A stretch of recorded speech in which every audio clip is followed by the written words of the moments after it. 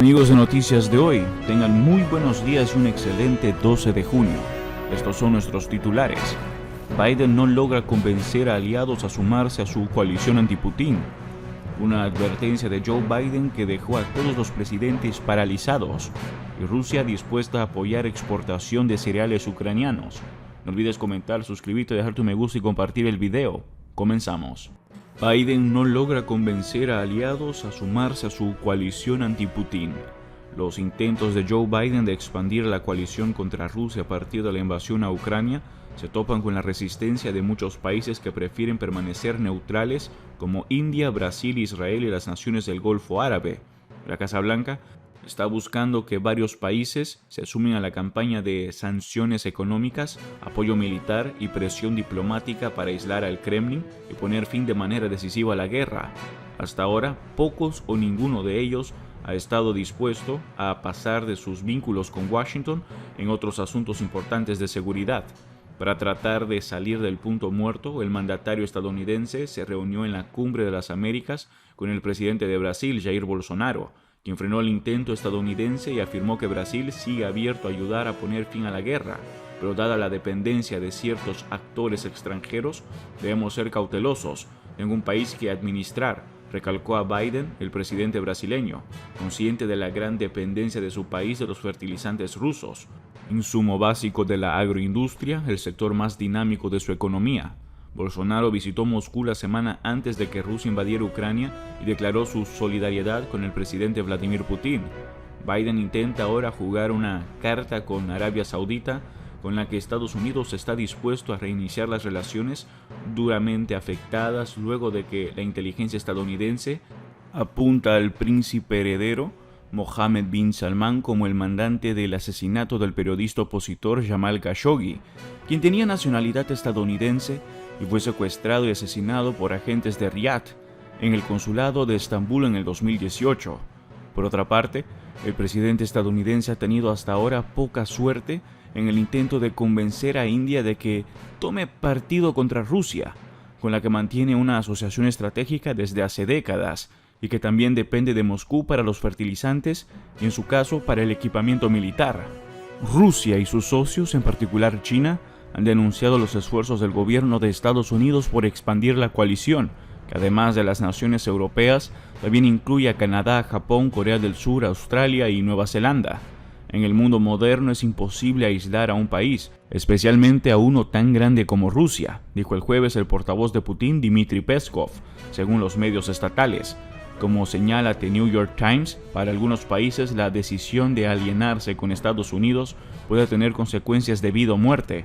Por ejemplo, Washington advirtió a las naciones africanas afectadas por la sequía que no compren granos que Rusia robó de Ucrania, pero es un momento en que los precios de los alimentos están aumentando y posiblemente millones de personas corran el riesgo de morir de hambre, así que difícilmente escuchen el mensaje del estadounidense.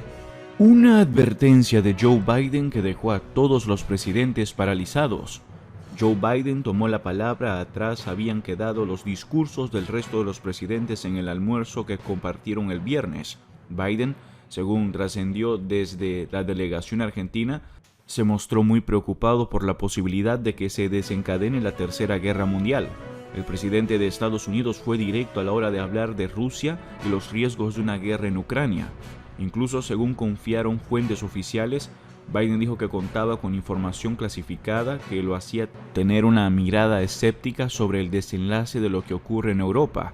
El riesgo de que esto ocurra, según explicó el norteamericano, es muy grande y las consecuencias inimaginables. El silencio en el centro de convenciones fue total. El cierre de la Cumbre de las Américas sirvió de antesala para lo que ocurrirá a fin de mes en Múnich, Alemania, cuando se reúne el G7, donde fue invitado el presidente Alberto Fernández. De hecho, en esta ciudad hubo 3 mandatarios que dirán presente a esta cumbre: Biden, Fernández y Justin Trudeau, de Canadá. Biden también reconoció que Estados Unidos no le prestó atención a América Latina en los últimos años. Fue en ese momento en que, señalando al presidente, le concedió la razón sobre uno de los cuestionamientos que había lanzado el mandatario argentino en su discurso. Es cierto que los 4 años que me precedieron fueron muy dañinos para América Latina. Fueron las palabras que utilizó Biden. Fue un guiño ante el reclamo que había realizado Fernández un día antes cuando, mirando al presidente estadounidense, sostuvo los años previos a la llegada de Biden al gobierno estuvieron signados por una política inmensamente dañina para nuestra región, en una clara referencia a la administración de Donald Trump. Según explicó, Estados Unidos concretó gran parte de su asistencia en países asiáticos que se vieron amenazados por China y Europa por la amenaza rusa y que descuidó su relación con América Latina, algo que buscará modificar. El tema de la guerra fue parte central de la reunión bilateral que el presidente mantuvo con el primer ministro de Canadá, al igual que Emmanuel Macron de Francia y Olaf Scholz de Alemania. El gobierno argentino y Trudeau creen que no se debe acorralar a Rusia. Además de Biden, entre burratas y pollo, hubo quejas por las bebidas, té helado y agua gasificada. Hablaron Fernández en nombre de la CELAC, Mario Abdo de Paraguay en representación del Mercosur, Luis Abinader de República Dominicana en nombre de la Comunidad del Caribe, la CARICOM, y el chileno Gabriel Boric, entre otros, sentado al lado de Biden. El ex senador demócrata Christopher Dodd, que estuvo en Buenos Aires hace 10 días, ofició de maestro de ceremonias. Boric, el último de los invitados en hablar por ser el mandatario más joven, pidió al resto de los líderes no ser autocomplacientes. Según explicó, en la Cumbre de las Américas faltó mucho, entre ausencias y cuestiones por corregir. El almuerzo era un lugar para construir, no para pelear, resaltaron fuentes cercanas al presidente. Si bien fue uno de sus principales reclamos, el presidente tiene bajas expectativas sobre la posibilidad de que Luis Almagro deje su cargo al frente de la OEA. Tras el cierre de la cumbre, el presidente se tomó un par de horas para hablar con su amigo, el músico Gustavo Santaolalla.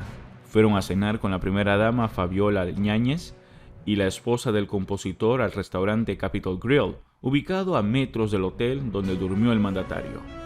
Rusia dispuesta a apoyar exportación de cereales ucranianos.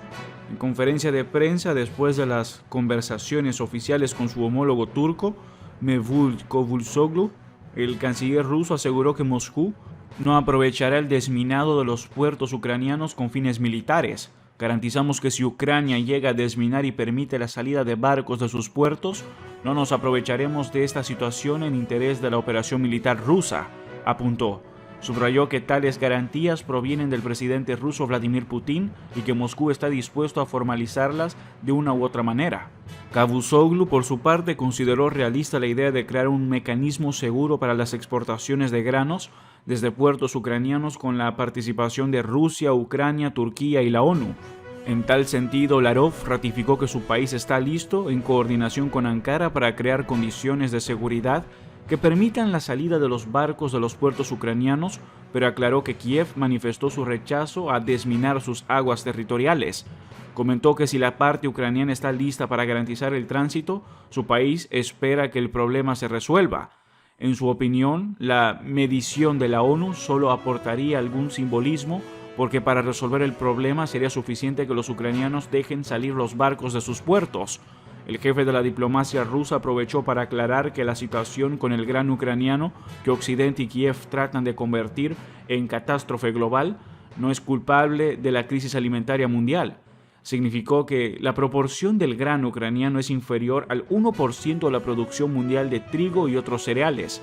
Preguntado por la posibilidad de una reunión entre los presidentes de Rusia y Ucrania, el canciller ruso reiteró que dicho encuentro solo sucederá después de que se reanude el proceso de negociación entre Moscú y Kiev, el cual se mantiene estancado. El titular ruso calificó de frívolo el enfoque del mandatario sobre las negociaciones. Zelensky quiere una reunión por el simple hecho de reunirse. Cambia de opinión como de camisa, opinó. Al respecto, enfatizó que la reanudación de las negociaciones entre ambas partes depende de Kiev, que según refirió, aún no respondió a la versión de acuerdo presentada por Moscú a mediados de abril. La pelota estuvo en el lado de los ucranianos durante casi 2 meses, expresó. Entre tanto, el jefe de la oficina del presidente de Ucrania, Mikhail Podolyak, informó la víspera que el país pierde de 100 a 200 militares por día, mientras su ministro de Defensa, Alexei Reznikov, publicó el jueves en Facebook que las cifras son de hasta 100 combatientes muertos y 500 heridos al día. Eso es todo por ahora. No olviden comentar y suscribirse. Hasta el próximo video.